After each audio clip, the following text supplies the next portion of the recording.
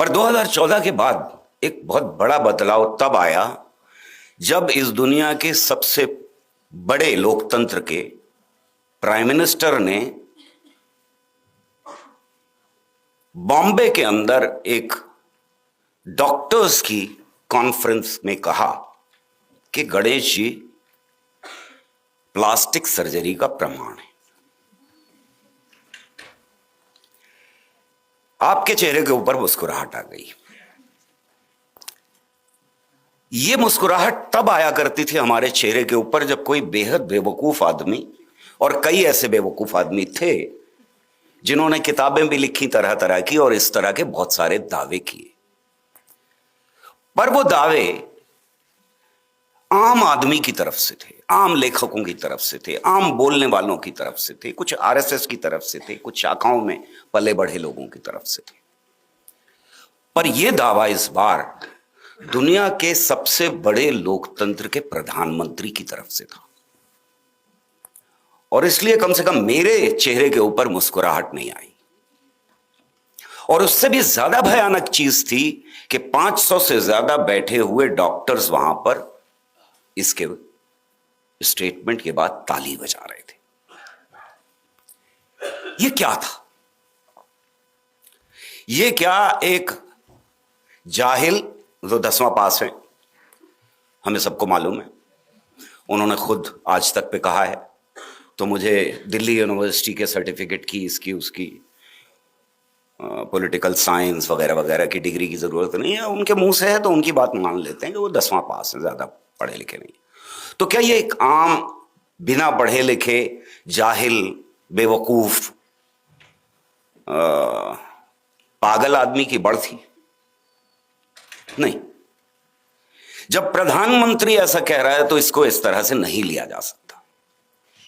अगर कोई आम आदमी कह रहा होता तो आप रिजेक्ट कर सकते थे। यह सिग्नल था गद्दी पे बैठने के 1 महीने के अंदर कि अब देश की साइंस पॉलिसी, देश की एजुकेशन पॉलिसी, देश की मीडिया पॉलिसी, यह सब कुछ अब इस तरह चलेगी। यह था सबसे बड़ा हमला रैशनैलिटी के ऊपर और उसकी शुरुआत।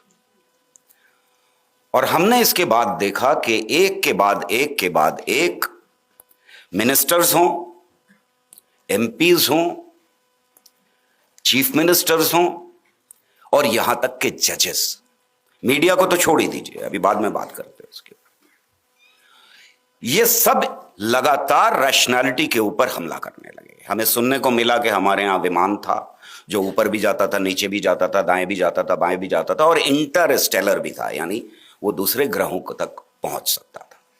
हमें यह सुनने को मिला कि मेरे पूर्वज, और एक मिनिस्टर कह रहा है कि मेरे पूर्वज जंगलों में बहुत जाया करते थे और वहां किसी बंदर को आदमी नहीं बनते देखा उन्होंने, इसलिए डार्विनिज्म को हटा देना चाहिए। यह अलग बात है कि इंटरनेशनल लेवल के ऊपर बहुत सख्त रिएक्शन आया हमारी साइंटिफिक कम्युनिटी की तरफ से। पहली बार 3 एकेडमीज ने मिल करके उसके ऊपर बहुत कड़ा विरोध जाहिर किया। तो मिनिस्टर साहब को तो हटा दिया गया, लेकिन डार्विनिज्म को भी हटा दिया गया एनसीईआरटी की। हमें यह देखने को मिला कि एक जज कह रहा है कि मोर प्रजनन करता है आंसुओं से। जज, हम एक्सपेक्ट करते हैं कि कम से कम जजेस तो scientific temper part of constitution है, कम से कम उसका ख्याल रखेंगे। हमें यह देखने को मिला कि करण को कहा गया कि वो टेस्ट ट्यूब बेबी या तरह तरह की, ये दावे लगातार हमको देखने को मिल रहे हैं। पर ये पब्लिक एरेना में है, ये अटैक पॉलिटिशियंस की तरफ से। हम सोच सकते हैं कि चलो ठीक है, कोई बात नहीं, ये हटेंगे तो ये दावे भी बंद हो जाएंगे। पर खाली यहां नहीं रुकती है बात इससे आगे बढ़ती है और एक ऑल आउट अटैक हमको देखने को मिलता है साइंटिफिक टेम्पर के ऊपर, इस देश के अंदर साइंटिफिक रीजनिंग के ऊपर। हमको कहां कहां से आ रहा है, इसके ऊपर नजरें हमारी बहुत कम है।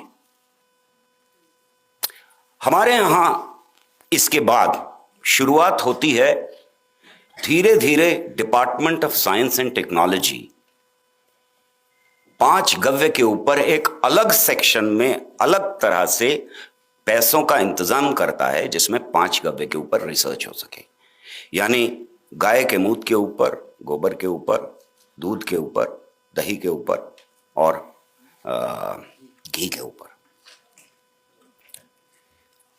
और अभी हमको पिछले हफ्ते ये पता लगता है कि एक जगह 3.5 करोड़ या 3.2 करोड़ का प्रोजेक्ट दिया गया था, जिसमें 1 करोड़, 3.5 करोड़ का लगभग, जिसमें से 1 करोड़ 1.6 करोड़ जो है वो गाय के मूत्र के ऊपर और गोबर के ऊपर खर्चा कर दिया गया, और बाकी का पैसा लग्जरी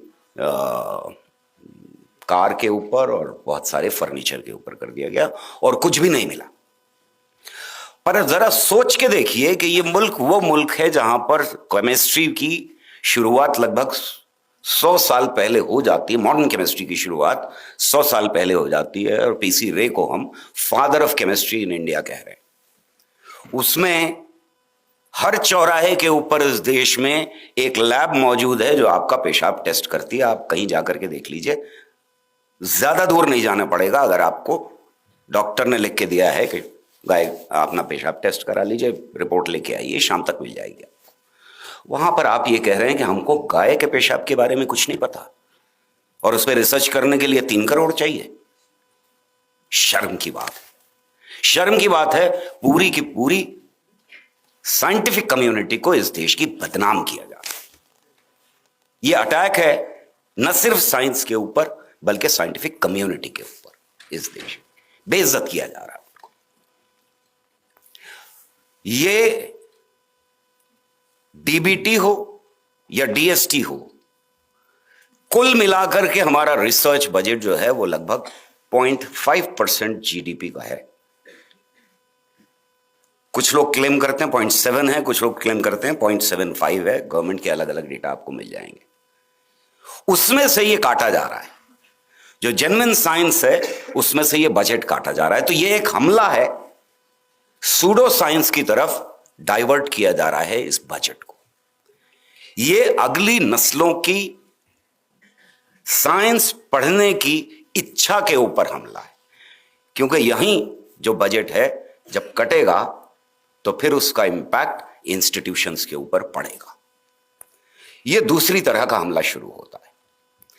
तीसरी तरह का हमला है कि जब आप साइंटिफिक इंस्टीट्यूशंस के अंदर, एक आईआईटी है दिल्ली जहां पर एक बड़ा प्रोजेक्ट 5 गव्वे के ऊपर चल रहा है,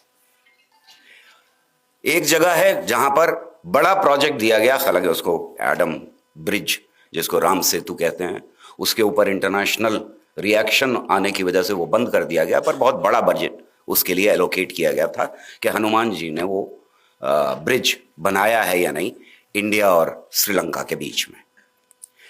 सरस्वती रिवर को खोजने के लिए एक बड़ा प्रोजेक्ट दिया गया।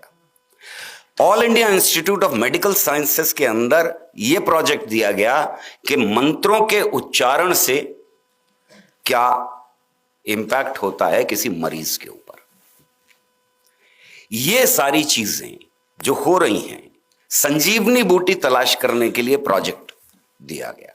ये इस 0.5% जो जीडीपी का दिया जा रहा है उसमें से लगातार काटा जा रहा है।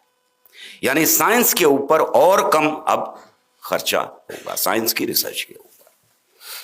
लेकिन सिर्फ यही नहीं है, ये साइंस की रिसर्च करने के ऊपर एक सीधा हमला है साइंटिफिक इंस्टीट्यूशंस के कल्चर को बदलने की लगातार कोशिश है, ताकि आपको कंक्लूजन पहले से दे दिए जाएं, रिसर्च आप बाद में करते रहें। आपसे यह कहा जा रहा है कि गाय के गोबर को यह साबित कीजिए आप कि वो एटॉमिक अटैक के दौरान इस्तेमाल किया जा सकता है, अपने को सेफ रखने के लिए वो किरणों को रोक देता है। तो कंक्लूजन आपको पहले से दे दिया गया, अब पैसे मिल गए।